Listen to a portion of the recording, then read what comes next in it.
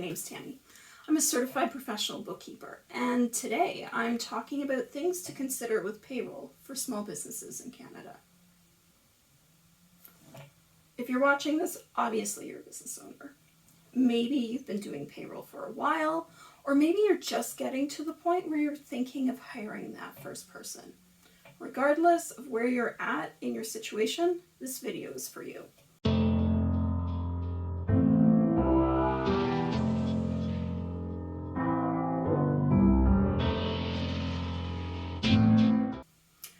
A lot of business owners, and I'm one of them too, don't want to spend extra money on extra things. And I completely get it. I actually advocate for fewer apps and simpler solutions.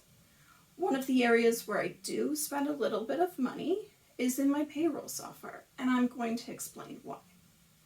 I could go onto the CRA website and use their calculator to calculate what I'm supposed to be paying out on a regular basis. It's pretty straightforward and easy to do. If your payroll changes at all from pay to pay, you need to do that every single time.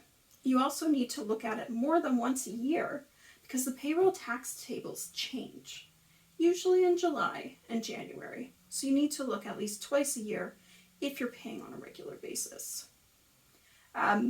From that, you have to calculate yourself what you're required to remit. You have to do that remittance and submit that to the CRA on your behalf. To be honest, as a business owner, I don't have time for that crap. I've got better things to be doing that can make me more money. And I actually save money by using payroll software to make my life easier. And here's why. Direct deposit for those who I'm paying. So even if I was just paying myself, I don't have to stop and think to pay myself and how many paychecks have I paid myself? You process the paycheck, but did you actually send yourself the money? I don't need to deal with all that BS. Automatic CRA remittances. I don't want to have to stop and remember to pay the CRA when I don't have to. So if I'm using a payroll provider, they will take the money out of my bank account that they need to A, pay all employees, including myself. Of course, you're paying yourself as a business owner. And they're going to make my remittances for me, which is a beautiful thing. I don't have to think about the paperwork, and I don't have to think about submitting the money on time to avoid penalties and fees. A lot of business owners who are doing their own payroll directly tend to get busy with other things, and sometimes they're late submitting. Well, payroll remittances are not something you want to be late on submitting. A, it can trigger a payroll audit if you do it too often. And B, there's fines and fees. And you can't write off the fines and fees that you pay to the government. I'm not giving the government more money than I need to. For me, as a business owner in Ontario, I have WSIB requirements when I have employees on site. Fine, not a problem. WagePoint was actually submitting the money that was required to be paid to WSIB for me. However, they could not do the filing, but they gave me a report with all the information. So it was really straightforward to do. Not saying you have to go with WagePoint, that's just where we ended up. T4 and T4A filings. I get it. I'm a CPB, I'm a bookkeeper, I'm supposed to love these things. You know what? I hate T4s.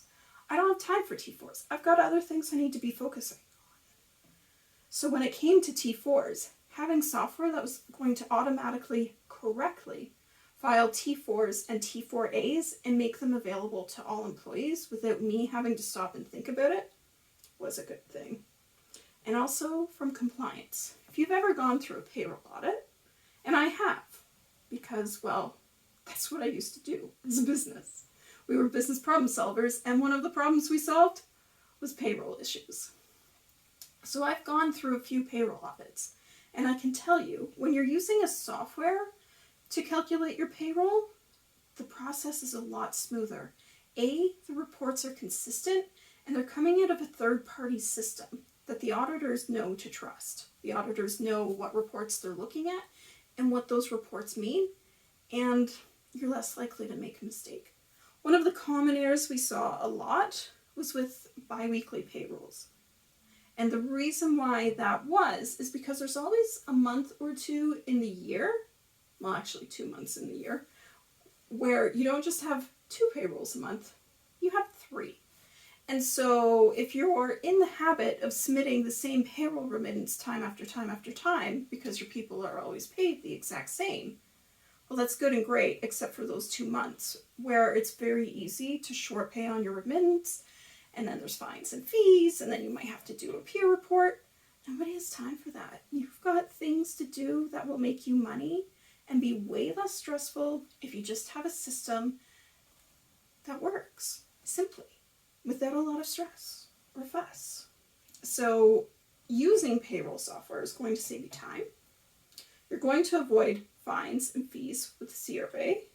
And if you have to go through a payroll audit, it makes it a lot easier. So we've talked about why I think you should be using a payroll provider, and that's one of those things I really do advocate spending a little more money on, because when you think about how much time you spend on the payroll piece, are you actually saving yourself money? How much do you make an hour? What is your time worth to you? Because in my mind, the payroll provider is a little bit cheaper than that. And if they're not, we need to be having another conversation about what you're charging. So when it comes to payroll providers, how the heck do you choose the right one for you? A lot of us might be familiar with, if we've had other roles before we've stepped into being a business owner. We might be familiar with some of the bigger names like ADP or Ceridian. And you know what? You can totally go to them. They do the smaller guys. It's not an issue. My experience, though, and they're not going to love that I say this, I found their software to be clunky, expensive. ADP specifically, setup was excruciating. Yeah, they had a specialist to do it, but I can't think of a single time it was done 100% correctly the first time round. And with Ceridian and ADP, there's training required. It's this whole system that you're using, and they're not always the most intuitive systems. And that's probably because these are systems that are built to scale. They do businesses from, 1 to 5 employees to over 10,000 employees. So the systems are built in a way that they scale really well when you get really big. But is that really what you need now? And do you really want to pay for that? Also, some of these fees that they charge, when they're selling the product to you, it's not always clear up front what you're going to have to pay, like annual storage fees and this fee and that fee. It really adds up quickly, especially in the early winter months when there's a lot of payroll requirements happening. So my experience is, if you're a smaller business, you might want a smaller payroll provider. And that doesn't mean they're garbage. There's actually quite a few good ones. So the top 4 that my peers actually prefer, and not just me. I thought, you know what, I'm a little biased. I had software that I switched to in my business, problem-solving business, that we were using for pretty much all of our clients to make our lives relatively simple. But that's not the only solution out there. And so I want to put a few different solutions out there that you can compare and decide what's the best for you. So if I was a small business owner and I was looking at simplifying my payroll by having a provider, I would look at either WagePoint, Payworks, Knit, or Payment Evolution, and Knit is KINT. There's different features to each, and to be honest, they're all great software. They're highly recommended by my peers.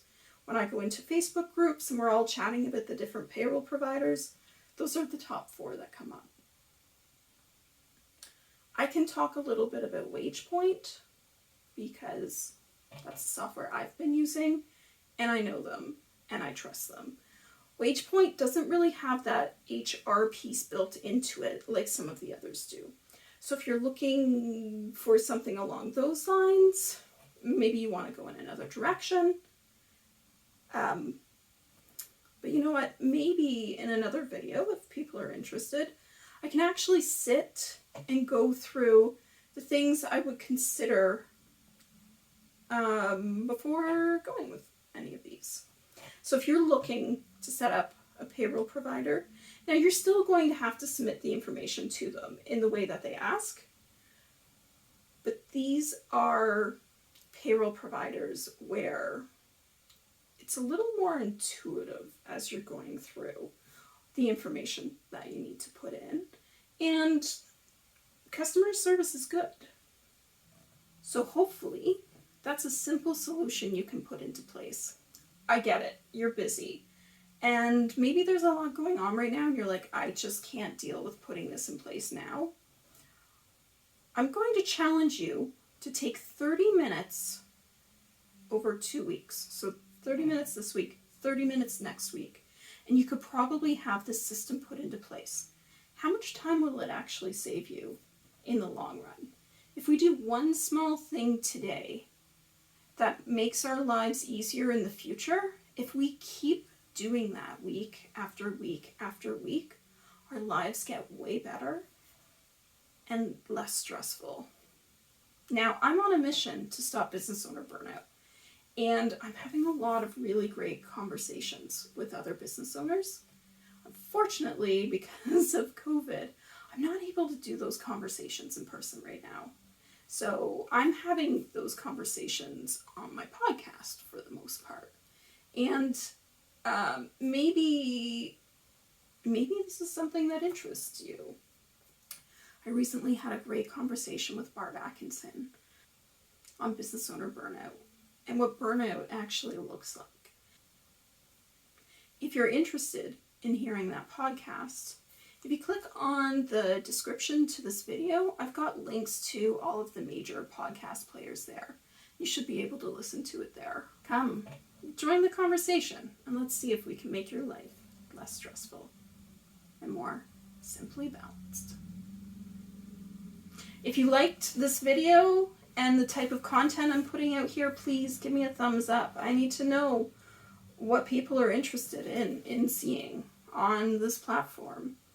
If it's something you feel like could help another friend who's a business owner, feel free to share it with them. And as always, if you want to see more content like this in the future and other things we'll be talking about, go ahead and hit that subscribe button. The next video we post will be how to avoid paying extra stat holiday pay in WagePoint. Kind of an important one to cut the stress.